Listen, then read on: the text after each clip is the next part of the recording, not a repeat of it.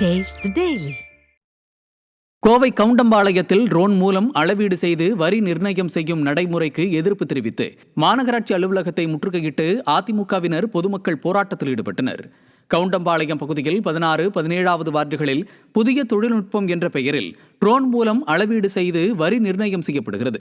இதனால் அதிக அளவில் வரி வருவதாக அப்பகுதி மக்கள் குற்றம் சாட்டுகின்றனர்.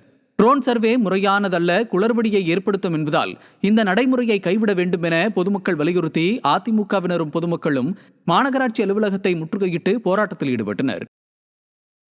20 வருஷமா அதிலேயே தான் குடியிருக்கிறோம். அந்த 20 வருஷமா 400 ரூபா கட்டிட்டு இருந்தது பாத்தீங்கன்னா இன்னைக்கு 8000 9000 சொல்லி அந்த வரியை ரைஸ் பண்ணி கொடுத்துருக்கான ரிசிப்ட் எல்லாமே கொடுத்துருக்காங்க. இப்படி எதனால வரி உருவாச்சு, எந்த அளவுக்கு பர்சன்டேஜ் அப்படியே கணக்கு போட்டாலும் வரமாட்டேங்குது. எங்களுக்கு எந்த கணக்கீடுகளுமே தெரியறது இல்லை, ஒரு எந்த விளக்கங்களுமே இல்லை. அப்படிங்கிறப்ப நாங்கள் எந்த விதத்தில் நாங்கள் வரி கட்டுறது, அந்த வரியினுடைய உண்மை என்ன, உரிமை என்ன அப்படிங்கிறது எங்களுக்கு எதுவுமே தெரியறது இல்லை. ஆனால் நோட்டீஸ் கொடுத்துட்டு போயிடுறாங்க.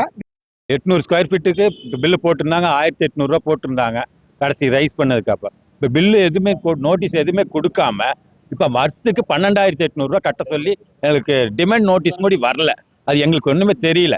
கட்ட போகும்போது தான் தெரிஞ்சு 12,800 ரூபா கட்ட சொல்லி. அது எந்த அடிப்படையில் டிமாண்ட் கொடுக்குறாங்க, நோட்டீஸ் கொடுக்கல, ஒன்றுமே கொடுக்கல. அவங்க வாட்டில் வந்தாங்க, ட்ரெயின் அளக்குறேன்னு சொல்லவும் முடியல. அளக்க வரும்போது கூட சொல்லலை. எந்த ஒரு அறிவிப்பும் இல்லாமல் எப்படி அளக்கலாம்? அதிகாரிகள் கேட்டாலே காமிக்க மாட்டேங்கிறாங்க. இன்னைக்கு கூட ட்ரோன்ல அளக்க வர்றான்னு சொன்னாங்க.